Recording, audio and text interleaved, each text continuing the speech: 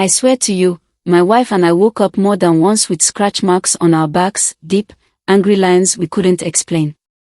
The house would be filled with the smell of seawater in the middle of the night, even though we live far from the ocean. But the worst part.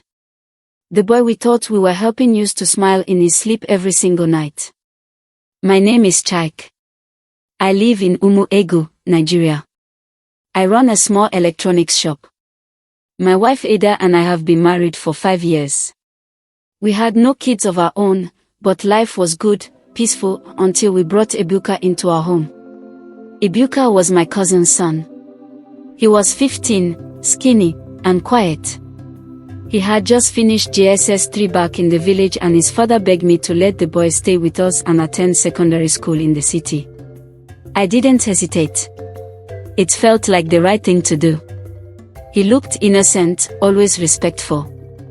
But right from the first week, strange things started happening.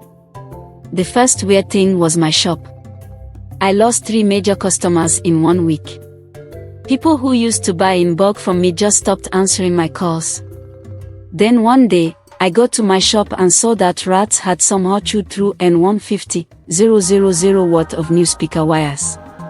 I had never seen rats in that shop before. I didn't suspect Ebuka, of course. How could I? He was just a boy. My wife even said, maybe it's just one of those seasons. Things would turn around. That's when the dream started. I'd wake up drenched in sweat, feeling like someone had been whispering into my ear. Not words, just sounds. Strange, watery sounds. Ada said she was feeling the same thing.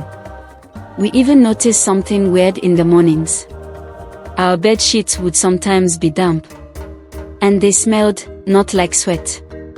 More like salt water. Like something pulled out from the bottom of the ocean. One night, Ada woke me up screaming. She said she saw something crouched at the foot of the bed. I turned on the light. Nothing was there. But she had scratch marks on her leg. Real ones. We searched the house. Nothing. Ebuka's door was locked, and when I knocked, he opened with sleepy eyes, rubbing them like any normal teenager. The next morning, we found a dead pigeon right on our doorstep. Its eyes were gone, but no cat or dog had touched the body. It just lay there, like an offering. By the second month, I could barely afford fuel for my generator. My bank account was drying up. My business partner called me to say he was pulling out of our joint venture. He didn't even explain why. Ada's health started declining. She was always tired.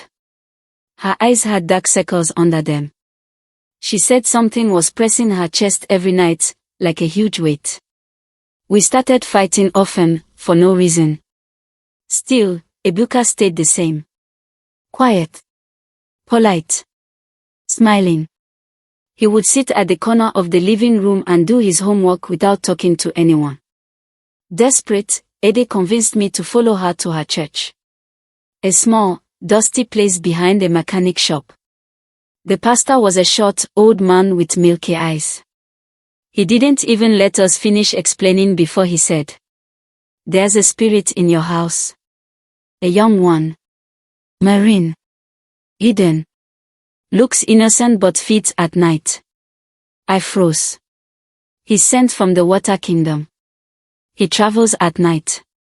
He reports to the Queen Mother. She feeds on your blood and joy. He's the one closing your doors. Ada burst into tears. I didn't know whether to believe the man, but something about his voice, it wasn't theatrical. It was calm. Certain. He told us to watch Ebuka that night. But not with our eyes. He gave us anointing oil and prayer points. Told us to stay up and pray. At 2 a.m., while we were praying in whispers, the whole room suddenly became cold. Not like AC cold. Cold like standing inside a cave. That was when we heard the door creak. Not ours, Ebuka's. We didn't even move. We just stood still and listened. Footsteps.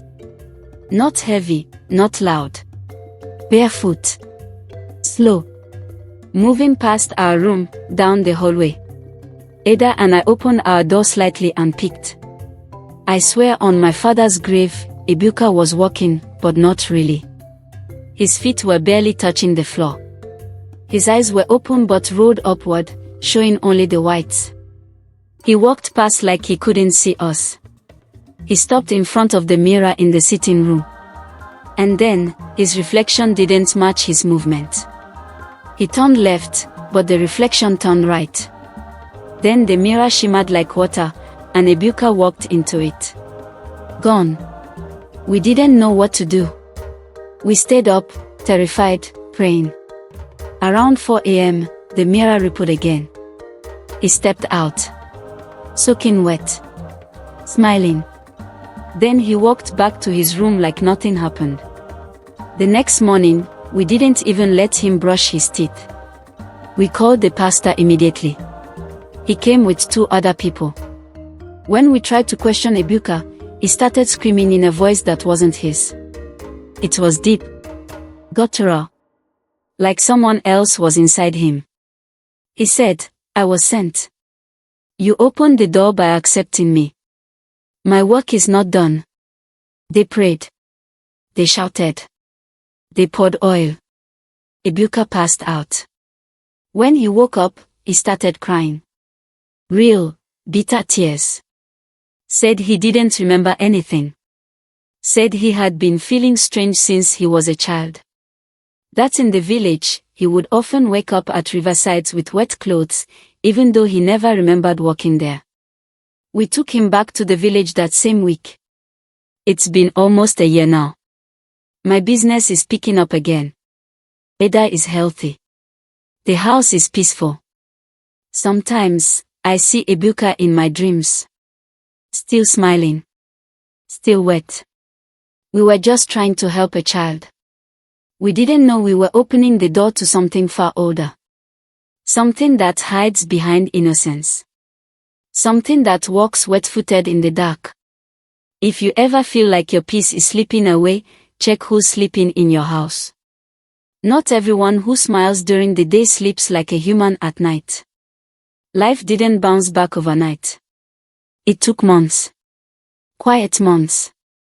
I would still wake up at odd hours, just to check the mirror in the sitting room. Just to make sure nothing was watching. But slowly, things healed. The shop started getting more customers. My partner came back, apologized, and offered to reinvest. Even the rats were gone. The house felt warm again, no more. Ada and I focused on our faith. We fasted often. We cleaned the entire house with oil and prayer. The pastor told us not to talk about what happened too much. Silence is also a kind of protection, he said. And then, the real miracle happened. Ada got pregnant. We weren't expecting it. After years of waiting, after the nightmare with Ebuka, we had quietly accepted that maybe it wasn't our destiny. But the pregnancy test came back positive. Twice. She later gave birth to healthy twins, a boy and a girl, healthy, strong, beautiful. We named them Chisholm and Chimamanda, God is with me and my God will not fail. Names with meaning. We were careful with everything. We didn't let just anyone come close. We prayed over every baby gift.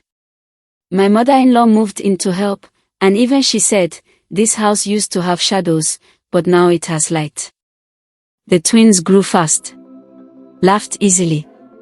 Slept through the night, but on their first birthday, Ada baked a cake and decorated the living room with balloons.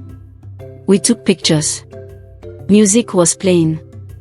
And then, just as we were about to cut the cake, the mirror in the living room cracked.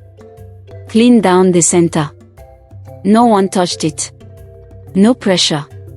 No accident. Everyone went silent. My heart stopped for a second.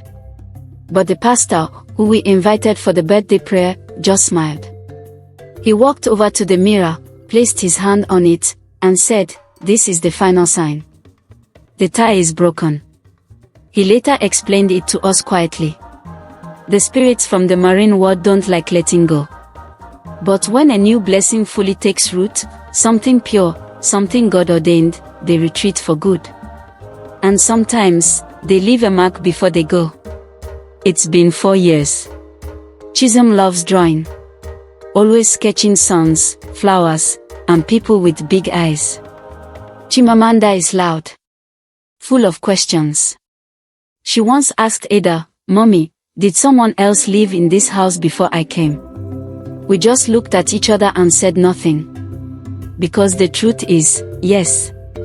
Something else did live here. But not anymore. Our home is full of laughter now. Light. And love. But every now and then, I still pass the mirror, the new one, and pause. Not because I'm afraid. But because I remember what it means to let evil wear the face of a child. Let this be a warning to anyone who has a quiet visitor in their home. Pray. Watch. Not all spirits come as shadows. Some come smiling, barefoot, and wet. And if you smell the sea at midnight in your hallway, don't go back to sleep.